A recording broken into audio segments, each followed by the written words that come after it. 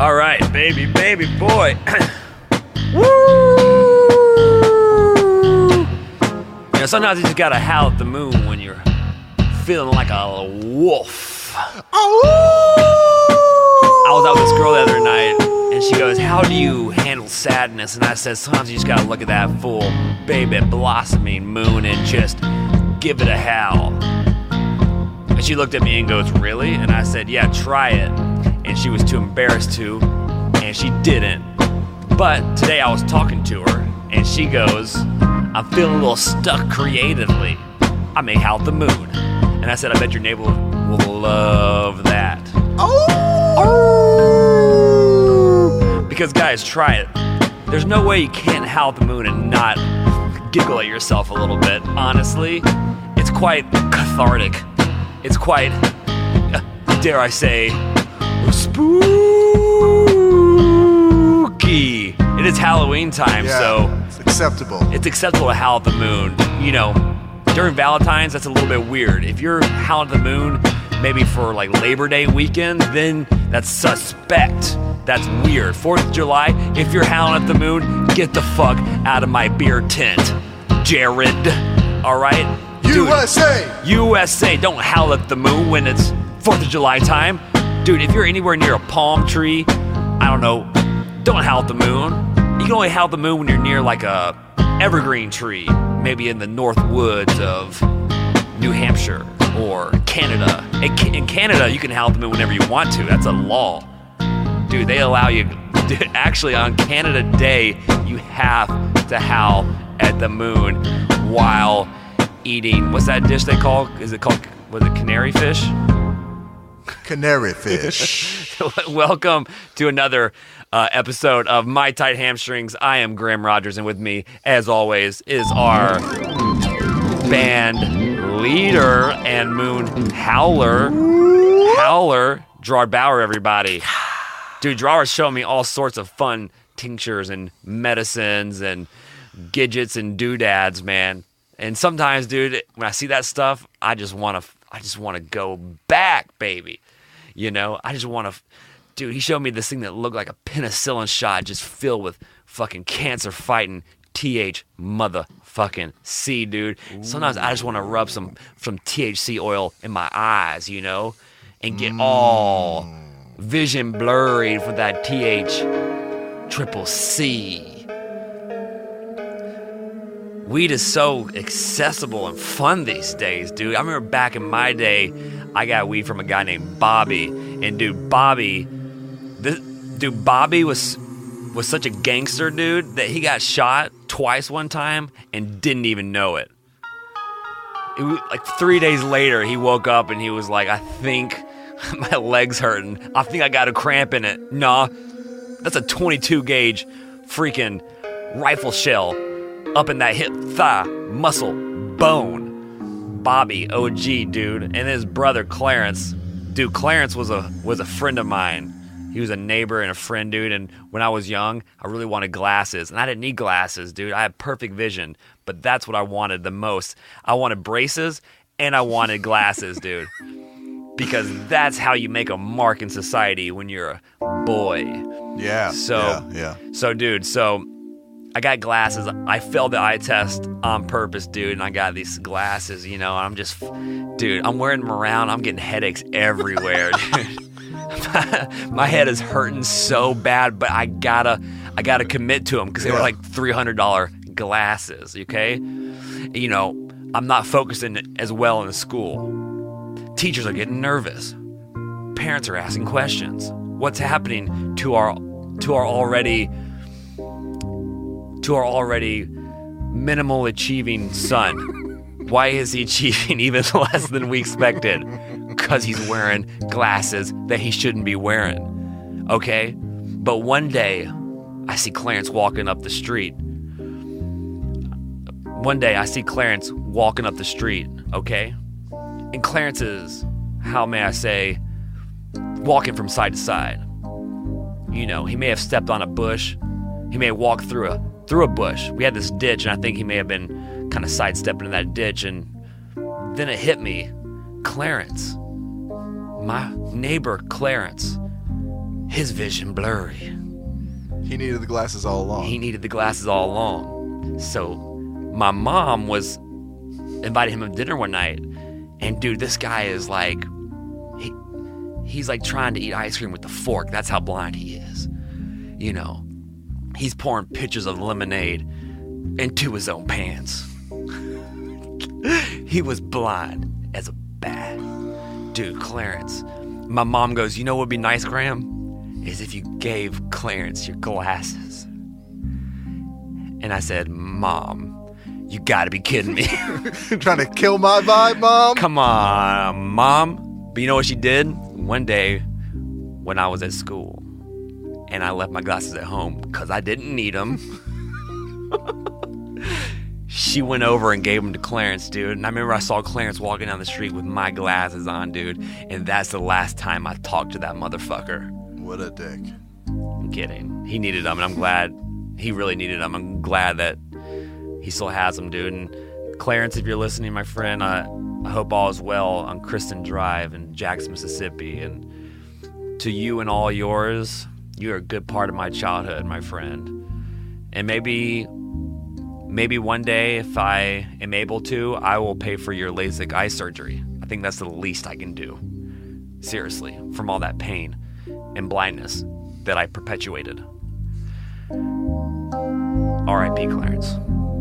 R.I.P. R.I.P. to Clarence. Dude. Is he dead? He's not. He's he's healthy. In memory of you, even though you're not dead, Clarence. And your eyesight's faltering just a little bit. R.I.P. Clarence. Even though you're not dead yet, someday you will be. And this song will be played at your eulogy, your eulogy. Undead Clarence. Undead Clarence. This song will be played at your eulogy. Undead Clarence, this song's for you and me. R.I.P. Clarence, this song will be played at your eulogy. So you already got that covered, man. Dude, so congratulations, Clarence, you're to Clarence. welcome for that, Oh, yeah. dude. That's gonna save you at least $600 in funeral costs. Yeah. It's gonna be at least $600 in funeral costs. We can do this for other listeners, other fans. If you Yes. want us to write you a eulogy song, Yeah. If you're out there listening and you want a eulogy song, just shout it out. Anyone want a eulogy song? and we'll do it. All you got to do is say anything. Give me some indication that someone's listening, and we'll eulogize you. So yeah, just make some kind of noise and give us $600, and there you go. Dude, so there was this thing a few years back where there was this like a guy who did this like kind of a podcast, but what he did is he had people eulogize you. All right, so Vince wants us to eulogize him. My friend Vince. We work together at Gold's Gym, and dude, Vince looks like a fucking sexy ass vampire, dude. Ooh. Vince has long hair, dude, and dude, he just has that vampire feel, you know. I feel like Vince, you know, dude, Vinnie just has a few bats hanging up in his house, dude. You know, he bathes in a pool of blood. You know, dude, Vinnie looks good with an overcoat on, with just like, you know, in a wet side street, dude. He just freaking slaughtered a sheep. He's sacrificing that sheep to the gods, you know. And this is, his kryptonite is, you can't touch his hair though, because that hair is silky smooth and beautiful. But you know, unfortunately, that's how Vinnie dies. Vinnie was, you know, he was on his way to a ceremonial goat sacrificing, and he's turning a corner slowly. And all of a sudden, I pop out with a pair of sharp-ass scissors, dude. Just take a big chunk of that hair. Right then and there, dude, Vinnie's vampire powers diminish, and he's turned back into that little bat boy.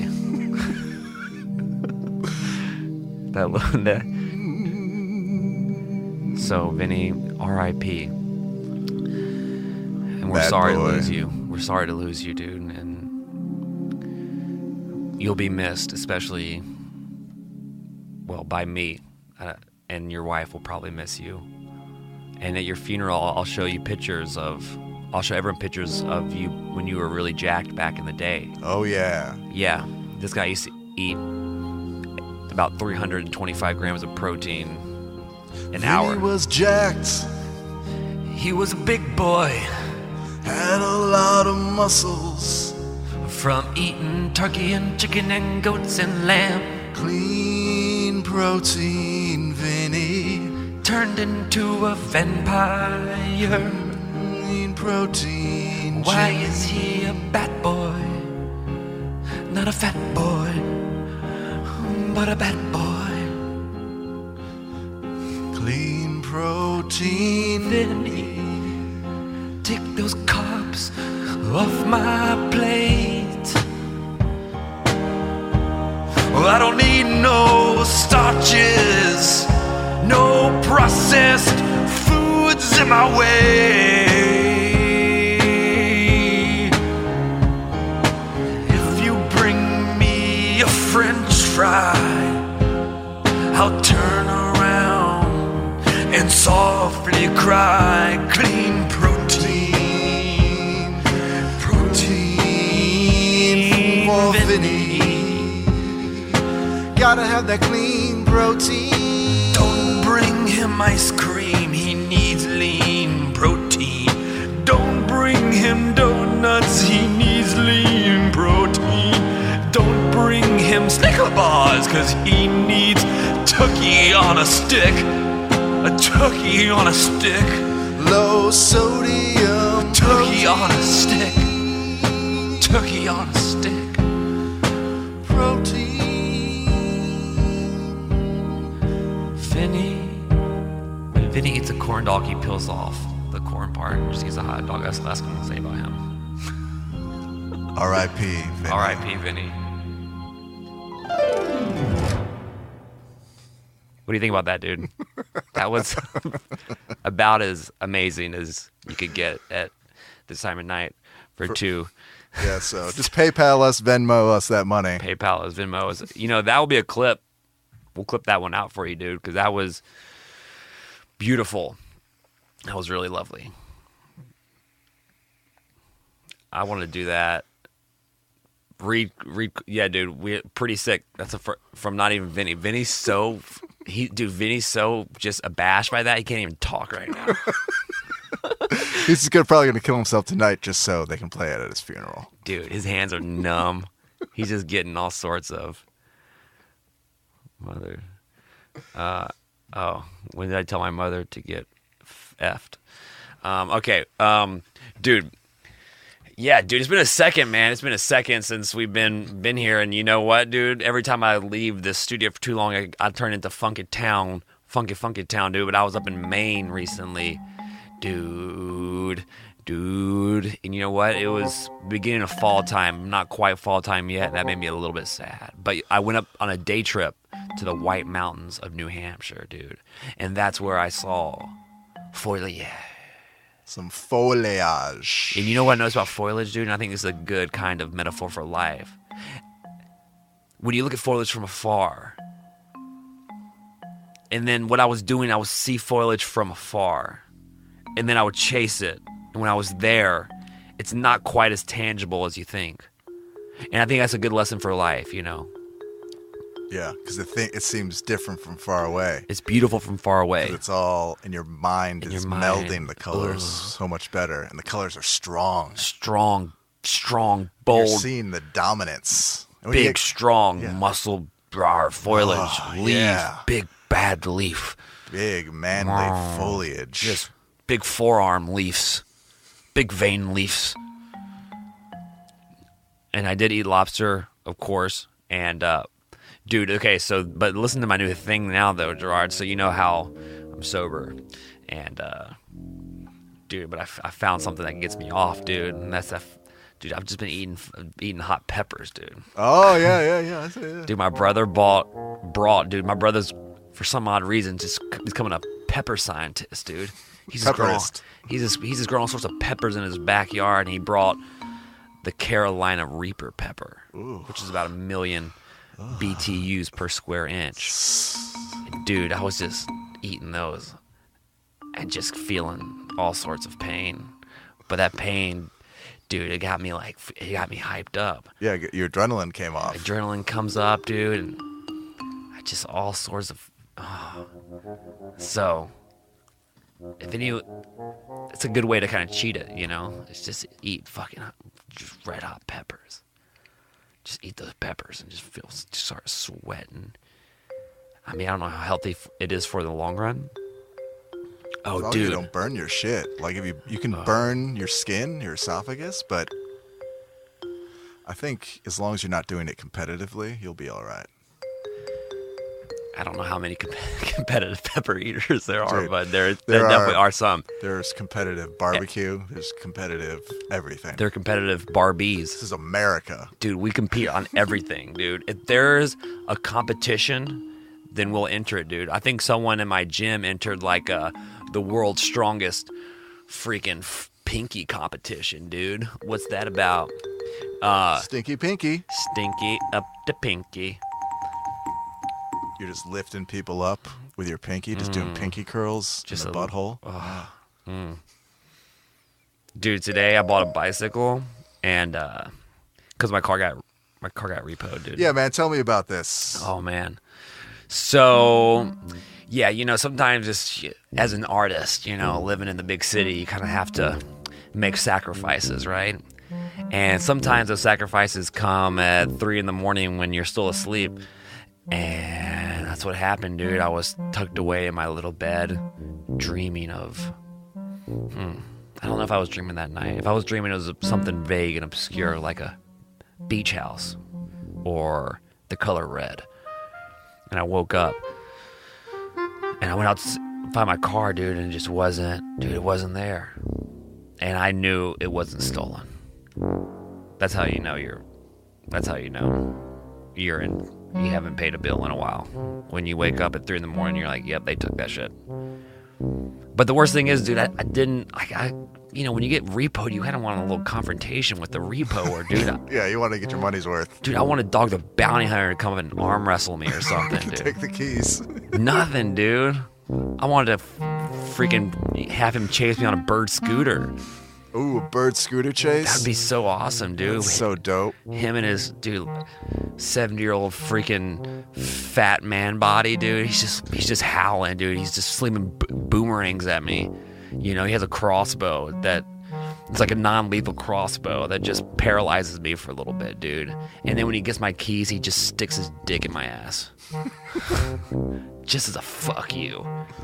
Just for making him sweat that early in the morning, he just rams his dick up my ass. I think that's how Dog the Bounty Hunter became so popular, dude. And I know, you know, yeah, that's a little known fact about him, dude. That's the shit they don't show on TLC. No, not at all. The ass ramming, dude. But so yeah, it's gone, and you know, I'm exploring the city on foot, which for the first day was fun, but dude, I miss a car. You know, but if anyone asks, it's good, right? Because you can never admit when something's, yeah, you just gotta keep a positive attitude about it. Especially when girls ask, dude, my car's been in the shop for a month now.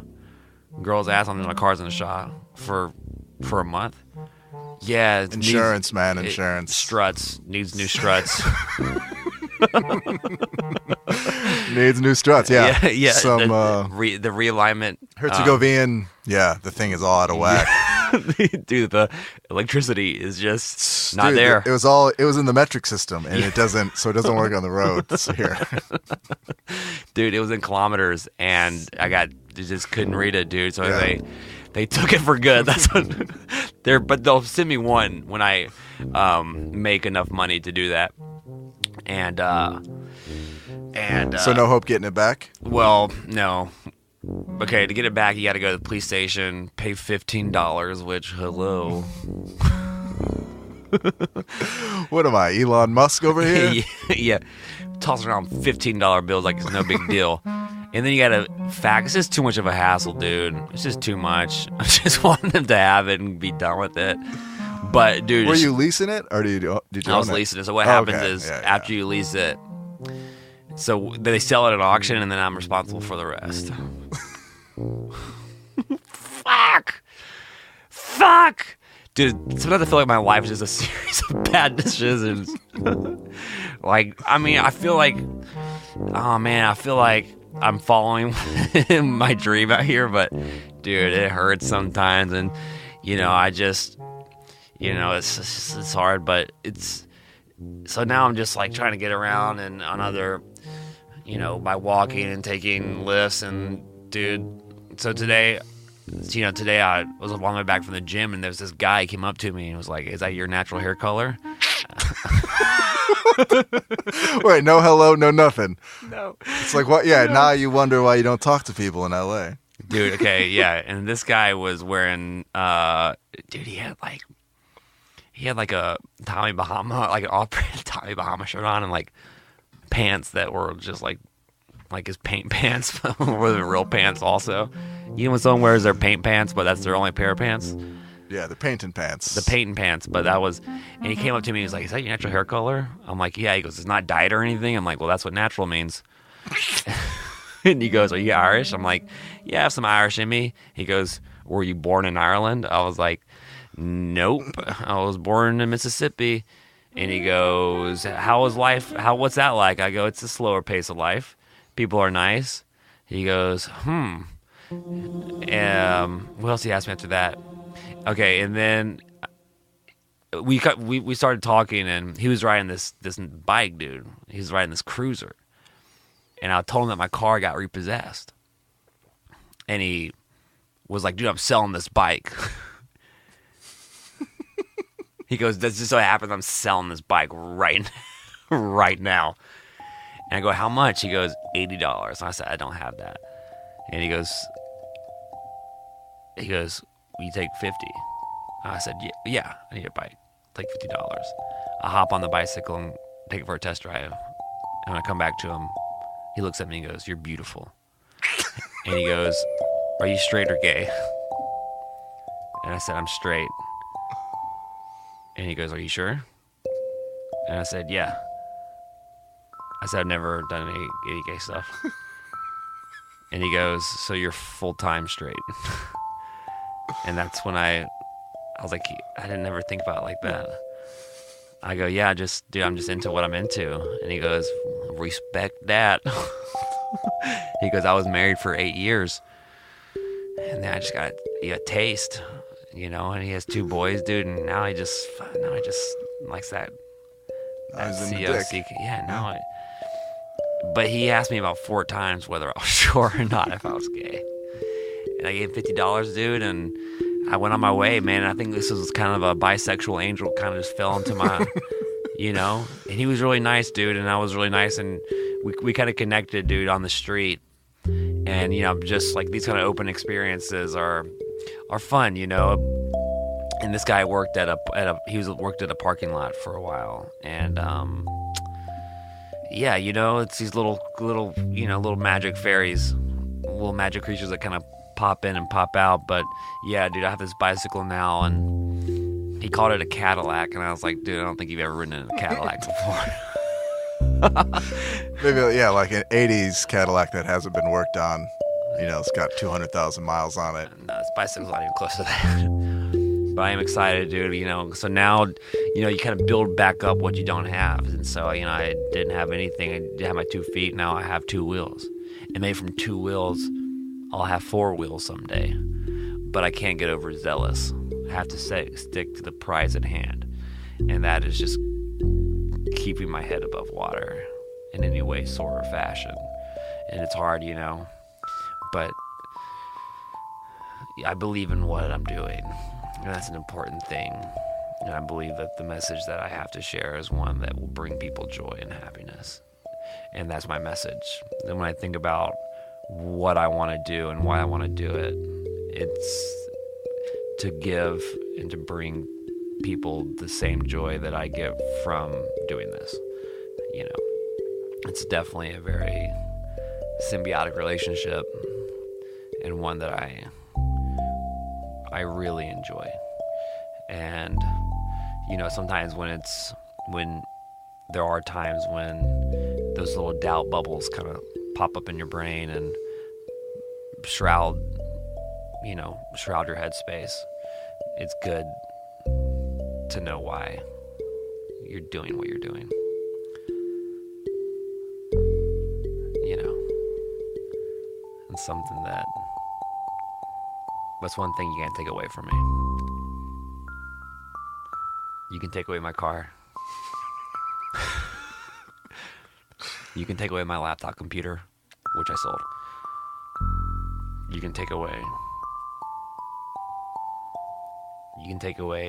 the clothes off my back. The booze, the cocaine, take it all, man. You can take away my drugs, my alcohol. You can take away lovers past and present. And future. You can take away the roof over my head. You can take away my pillows and my bed. You could take away my little night mask. But the one thing you can't take away is my will and my want and my desire to follow this thing out to the end. This has been another episode of My Tight Hamstrings. I hope you'd enjoyed it as much as we did. I'm sounding off as Graham Rogers, and always with this beautiful dream pop melody, taking us out nice and easy, the same way we came in. Gentle, loving, and sincere. Good night. And that's Gerard Bauer. Gerard Bauer.